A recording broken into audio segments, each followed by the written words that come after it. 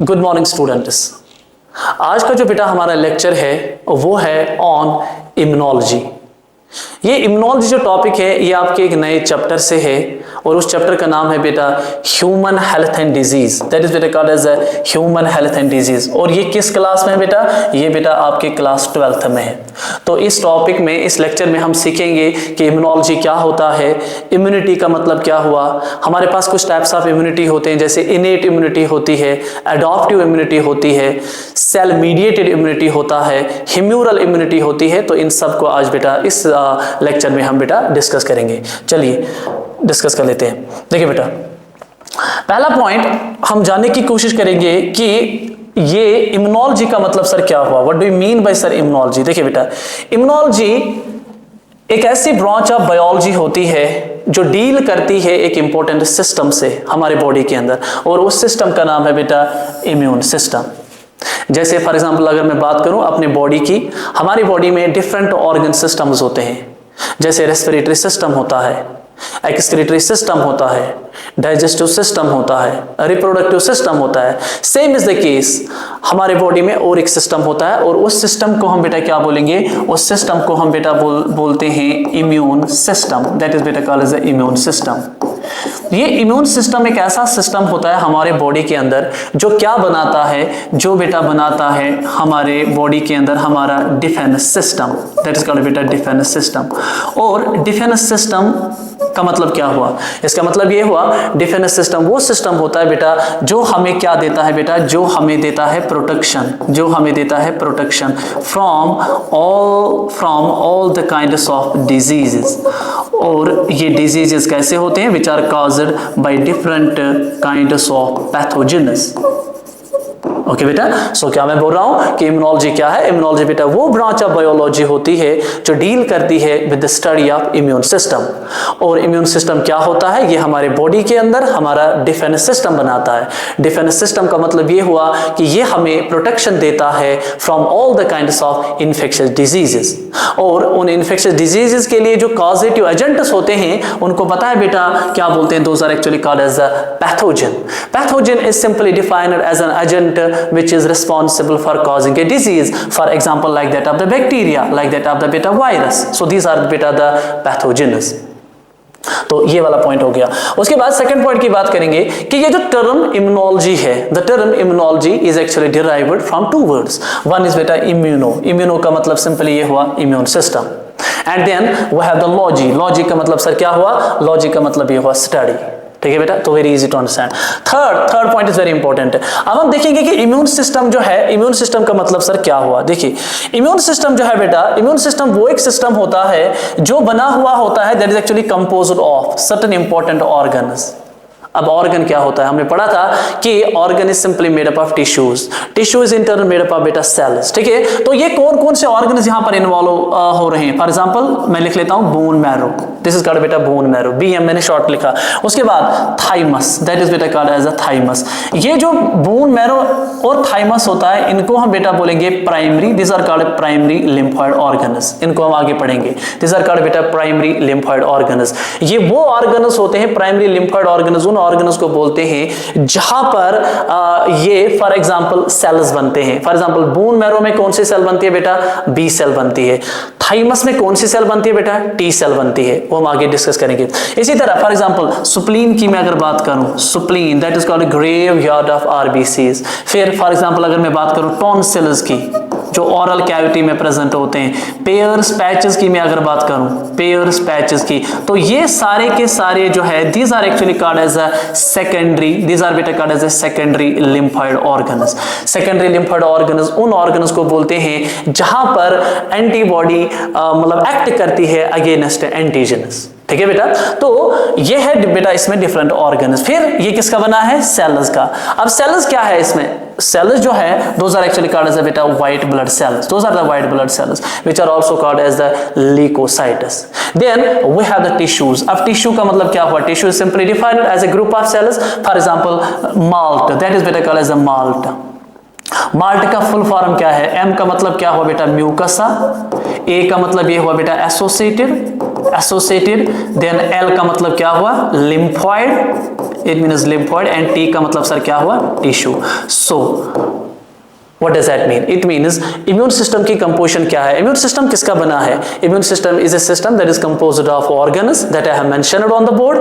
Cells, कौन से cells हैं मैंने बता दिए, white blood cells. White blood cell में फिर इसके बहुत सारे types होते हैं, जैसे for example B cell है, T cell है, neutrophil है, basophil है, macrophage है. These are the different types of the cell. Natural killer cell है, dendritic cell है. These are the different types of the cells. Then we have the tissues. Tissues में जैसे malt है, malt के भी फिर सब types होते हैं, जैसे बाल्ट होता है, बाल्ट का मतलब क्या हुआ, ब्रोंकियल एसोसिएटेड लिम्फॉइड टिश्यू, ठीक है बेटा। सो ये इम्यून सिस्टम बेटा इन्हीं टिश्यूज का बना हुआ होता है, और ये क्या करते हैं, दैट वर्क टुगेदर। देखो आगे क्या लिखा है, ये सारे के सारे ऑर्गन, सेल्स और टिश्यूज जो इम्यून सिस्टम को बनाते हैं, ये इकट्ठे काम करते हैं और फिर क्या करते हैं, और फिर हमें प्रोटेक्शन देते हैं from all the kinds of infectious diseases which are actually caused by different pathogens, ठीक है। तो this is a simple definition of बेटा इम्यून सिस्टम। उसके बाद आगे चलते हैं, अब हम बेटा डिफाइन करेंगे कि इम्यूनिटी को सर हम कैसे डिफाइन करेंगे, what do you mean bye immunity. इधर मैं डाल देता हूं इसको, देखिए बेटा इम्यूनिटी का मतलब क्या हुआ। देखिए बेटा इम्यूनिटी जो टर्म है, it is actually derived from a Greek word, and that Greek word is called immunis, I-M-U-N-I-S। immunis का मतलब सर क्या हुआ, immunis का मतलब सिंपली ये हुआ एग्जिबिशन का मतलब सर क्या हुआ, टू गेट रिड ऑफ का मतलब ये हुआ कि हमें छुटकारा मिलना चाहिए। किनसे हमें गेट रिड ऑफ होना है, तो get rid of from different kinds of this what we call as a diseases which are actually caused by different kinds of pathogens. तो the term immunity is derived from a Greek word that means बेटा immunis का मतलब sir क्या हुआ, exhibition का मतलब ये हुआ to get rid of from various diseases which are actually caused by different pathogens like that of the bacteria, like that of the virus, like that of the fungi. These are the different pathogens. उसके बाद अगर हम बात करें बेटा कि अब हम इम्यूनिटी को अच्छे से डिफाइन करेंगे। देखिए इम्यूनिटी को कैसे डिफाइन किया जाता है, देखिए बेटा फॉर अ व्हाइल, देखिए बेटा। सो इम्यूनिटी जो है, इम्यूनिटी को हम बेटा अब डिफाइन करेंगे। ये क्या होती है, ये होती है एक एबिलिटी एक ऑर्गेनिज्म की। एबिलिटी का मतलब क्या हुआ, ये एक सलाहियत होती है एक ऑर्गेनिज्म की। सर क्या एबिलिटी होती है उसके अंदर, कि वो पहले आइडेंटिफाई करता है, आइडेंटिफाई का मतलब ये हुआ वो पहले उसको रिकॉग्नाइज करता है। किसको सा रिकॉग्नाइज करता है, फॉरेन सबस्टेंस को। अब ये फॉरेन सबस्टेंसेस का क्या मतलब हुआ सर, फॉरेन सबस्टेंसेस का सिंपली मतलब ये हुआ बेटा एंटीजेनस, दोज आर कॉल्ड बेटा एंटीजेनस, ठीक है बेटा। Let me tell you a very interesting thing. देखिए बेटा हमारे पास आगे मैं भी आपको पढ़ाऊंगा कि इम्यूनिटी टू टाइप्स की होती है, एक होती है इनेट इम्यूनिटी और दूसरी होती है बेटा एडॉप्टिव इम्यूनिटी। एडॉप्टिव इम्यूनिटी की एक इंपॉर्टेंट प्रॉपर्टी होती है और उस प्रॉपर्टी को हम बेटा बोलेंगे self and non self. That is बेटा called as self and non self. Sir what do you mean by self and non self? Self and non self का मतलब ये हुआ कि ये जो इम्यून सिस्टम होता है ये रिकॉग्नाइज कर सकता है कि सेल्फ एंटीजेनस कौन है। अब एंटीजन सर स्ट्रक्चरली क्या होता है ये आप याद रखोगे। एंटीजन को अगर मैं देखूं बेटा स्ट्रक्चरली क्या हो सकता है, ये बेटा प्रोटीन हो सकता है, प्रोटीन, ये बेटा कार्बोहाइड्रेट भी हो सकता है, याद रखेंगे आप। इवन ये बेटा क्या हो सकता है, ये बेटा लिपिड मॉलिक्यूल भी हो सकता है, प्रोटीन, कार्बोहाइड्रेट और लिपिड, ठीक है। स्ट्रक्चरली एंटीजन यही हो सकता है। सेल्फ एंड नॉन सेल्फ का मतलब क्या हुआ, सेल्फ एंड नॉन सेल्फ का मतलब ये हुआ कि ये इम्यून सिस्टम रिकॉग्नाइज करता है कि मेरे सेल्फ एंटीजनस कौन है। अब जो मेरे अपने एंटीजेन्स होंगे, अपने प्रोटीन्स होंगे, उनके खिलाफ एक्शन नहीं करता है।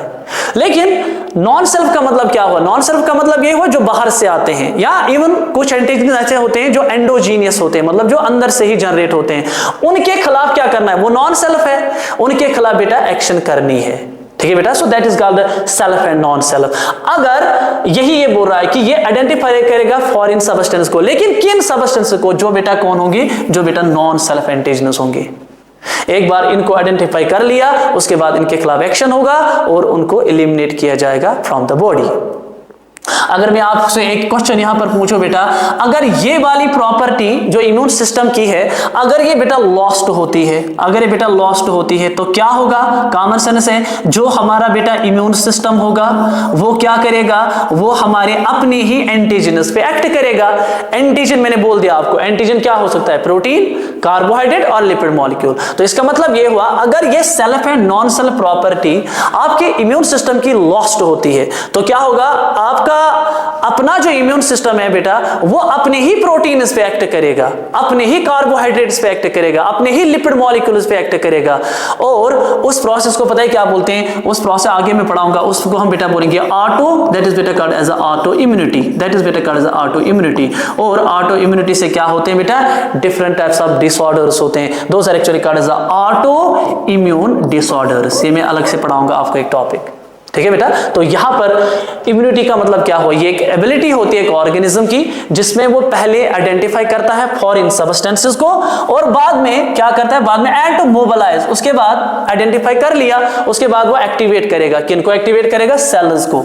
सर ये कौन सी सेल्स है, व्हाइट ब्लड सेल्स है, कॉमन सेल्स है, ठीक है बेटा, like that of the this basophil, like that of the this what we macrophage, like that of the neutrophil, तो इनको एक्टिवेट करेगा इन ऑर्डर ताकि ये जो फॉरेन सब्सटेंस है, जिसको मैंने बोला एंटीजन, वो रिमूव हो जाए आपके बॉडी से with greater speed and accuracy. This is the definition of what we call as immunity. तो इम्यूनिटी की बेटा यही डेफिनेशन होती है, ठीक है, ये आपको अच्छे से समझ आया होगा। उसके बाद नेक्स्ट पॉइंट मैंने डाला है, तो ये मैंने डिस्कस किया कि जो की प्लेयर्स आपके इम्यून सिस्टम के होते हैं वो बेटा होते हैं व्हाइट ब्लड सेल्स, और ये सारे के सारे व्हाइट ब्लड सेल जो होते हैं ये कहां से बनते हैं, this are actually formed from the bone marrow.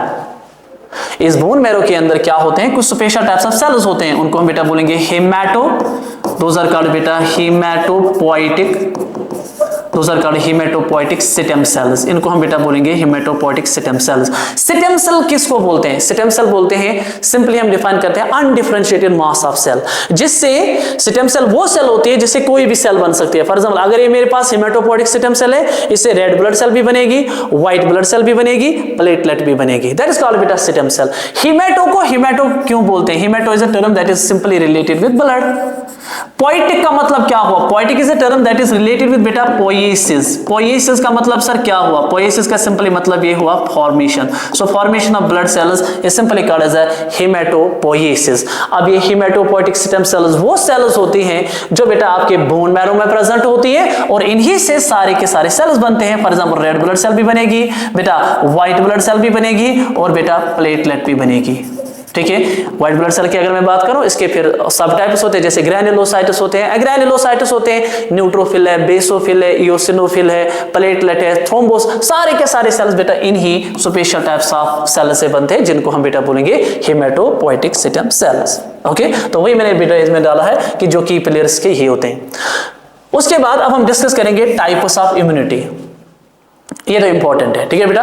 तो इसमें नीट में आपको क्या पूछा गया था question, following are the statements true regarding the two types of immunity. इसमें ये स्टेटमेंट्स आपको याद रखने पड़ेंगे and you will get good marks. Okay, तो देखिए पहला वाला टाइप जो है दैट इज बेटा called as the innate immunity, that is बेटा called as the innate immunity. अब ये इनेट इम्यूनिटी सर क्या होता है, देखिए बेटा इनेट इम्यूनिटी में पहला पॉइंट आप याद रखेंगे, innate immunity is simply called as the inborn immunity, it is simply called as the inborn immunity. Inborn immunity का मतलब सर क्या हुआ, ये वो टाइप ऑफ इम्यूनिटी होती है जो प्रेजेंट होती है right from the birth, that is present right from the birth, ठीक है बेटा। सो इनेट इम्यूनिटी पहला point, it is also called as inborn immunity, it is a type of immunity that is present right from the birth. Second point आप याद रखेंगे कि ये क्या होती है, ये तो इंपॉर्टेंट पॉइंट, ये होती है बेटा non specific. Sir what do you mean bye non specific, एक होता है स्पेसिफिक, दूसरा होता है बेटा नॉन स्पेसिफिक। नॉन स्पेसिफिक का मतलब ये हुआ कि ये किसी भी फॉरेन सब्सटेंस जिसको हम बेटा बोलेंगे एंटीजन के खिलाफ एक्ट कर सकता है। तो नॉन स्पेसिफिक का मतलब ये हुआ it can act against any antigen, that is called बेटा नॉन स्पेसिफिक, ठीक है बेटा। उसके बाद second, it is not characterized by, और एक property, it is not characterized by immunological memory. अब ये वाला जो यहां पर जो इम्यूनोलॉजिकल मेमोरी है, ये तो सबसे इंपॉर्टेंट फीचर है। अब देखते हैं ये इम्यूनोलॉजिकल मेमोरी को सीखेंगे, समझने की कोशिश करेंगे कि इम्यूनोलॉजिकल मेमोरी का क्या मतलब है। देखिए बेटा इम्यूनोलॉजिकल मेमोरी जो है इसके क्या मतलब हुआ, देखिए बेटा ये बेटा हमारे पास एंटीजन है, एंटीजन, एजी मींस एंटीजन।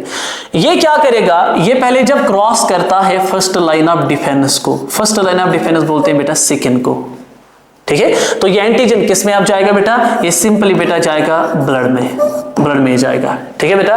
एक बार ये ब्लड में गया तो ब्लड में स्पेशल टाइप्स ऑफ सेल्स होते हैं। फॉर एग्जांपल एक इंपॉर्टेंट सेल एक्टिवेट होती है, उस सेल को हम बेटा बोलेंगे बी सेल, दैट इज बेटा called as a B cell. B cell को बी सेल बेटा इसलिए बोलते हैं क्योंकि बी का मतलब सर क्या हुआ, बी सिंपली मीन्स बेटा बोन मैरो, क्योंकि ये वो टाइप ऑफ सेल होती है बेटा जिसकी फॉर्मेशन भी एफ में लिख लेता हूं, फॉर्मेशन एंड बेटा एंड मैचुरेशन, ये दोनों की दोनों कहां पर होते हैं बेटा, बोन मैरो के अंदर होती है। That is why it is called B cell. तो B cell is called B cell because it is the cell whose formation as well as maturation takes place in the bone marrow। Okay बेटा, तो ये antigen है, इसने cross किया skin को। For example ये skin है, यहां पर बेटा कट आया, जो ये कट आया तो एंटीजन सीधे ब्लड में जाएगा, ब्लड में एक्टिवेट होती है एक इंपॉर्टेंट सेल, उस सेल को हम बेटा बोलेंगे बी सेल। जो ये एक्टिवेट होगी तो उसके बाद क्या होता है सर इस सेल को, ये बेटा डिफरेंशिएट होती है into two types of cells, ये बेटा डिफरेंशिएट होती है into two types of cells. One is बेटा called as a plasma cell, पहली वाली सेल को हम बेटा बोलेंगे प्लाज्मा सेल, और दूसरी वाली सेल जो होगी दैट इज बेटा called as a memory cell, that is बेटा called as a memory cell. अब देखिए मेमोरी सेल इधर आ गया, memory cell is a term that is related with this immunological memory. इसका मतलब क्या हुआ, immunological memory that means it is a term which is related with this type of cell, that is बेटा called as a memory cell. अब मैं बताऊंगा आपको ये क्या करेगा। प्लाज्मा सेल जो है, प्लाज्मा सेल बेटा क्या करती है, प्लाज्मा सेल वो सेल होती है बेटा जो हमारे बॉडी के अंदर एंटीबॉडी प्रोड्यूस करती है, antibody, antibody are simply also called as immunoglobulins. ठीक है बेटा, जैसे IgA होता है, D होता है, E होता है, M होता है और G होता है। ठीक है, ये एंटीबॉडी फिर क्या करेगी, कॉमन सेंस है, ये एंटीबॉडी इस एंटीजन के खिलाफ एक्शन करेगी और इसको एलिमिनेट करेगी फ्रॉम द बॉडी। ठीक है, there is a job that will be performed by the antibody, while as if we will look towards the memory cell। अब इस मेमोरी सेल का सर क्या काम है, मेमोरी सेल को बेटा मेमोरी सेल इसलिए बोलते हैं क्योंकि ये क्या करती है बेटा, ये वो सेल होती है जो बेटा मेमोराइज करती है, जो मेमोराइज करती है किसको, that memorises the structure of antigen AG।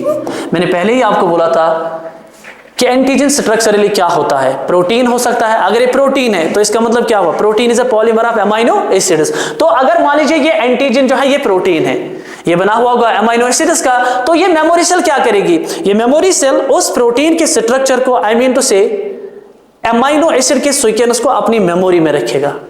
That will be the job that will be performed by the memory cell, and that is why it is called a memory cell, because it memorizes the structure of an antigen। ठीक है, ताकि life में अगर दोबारा यही antigen, यही वाला antigen फिर से हमारे बॉडी में आया, उस टाइम इसको एलिमिनेट किया जाता है, रिमूव किया जाता है at a quicker rate. That is the job that is performed by the बेटा memory cell.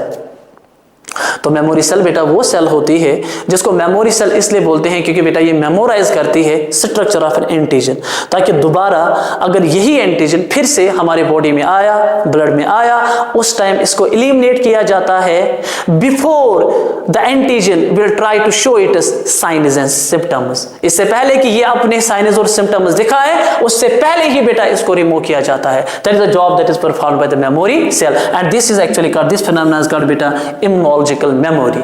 but this immunological memory is not a property of what, it is not a property of innate immunity। ये तो इसकी property बेटा नहीं है। ठीक है, उसके बाद होप आपको ये अच्छे से बेटा अंडरस्टैंड हुआ होगा। ठीक है, उसके बाद क्या है इसकी कि ये वाली जो टाइप ऑफ इनेट इम्यूनिटी है, it is passed from parents to offspring. इसका मतलब ये हुआ, ये वाली इम्यूनिटी जो है ये क्या दिखाती है, इट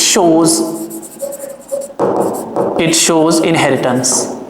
इनहेरिटेंस का मतलब ये हुआ कि कोई ऐसा कैरेक्टर जो पास होता है फ्रॉम पेरेंट्स टू ऑफस्प्रिंग्स। तो इनेट इम्यूनिटी जो है बेटा ये पास होती है from parents to offsprings. For example इस इनेट इम्यूनिटी में जो मेन एलिमेंट आता है वो होता है बेटा स्किन, दैट इज बेटा द स्किन। तो स्किन कॉमन सेंस है, पेरेंट्स में भी स्किन होता है और ये फिर ऑफस्प्रिंग्स में भी अपीयर होता है। So because skin acts as the first line of defense. आगे मैं इसमें एक वीडियो रिकॉर्ड करूंगा, वो होगा बेटा 3 lines of defence. First line of defence किसको बोलेंगे, सेकंड लाइन ऑफ डिफेंस किसको बोलेंगे, और बेटा थर्ड लाइन ऑफ डिफेंस किसको बोलेंगे, उसको भी बेटा हम कवर करेंगे।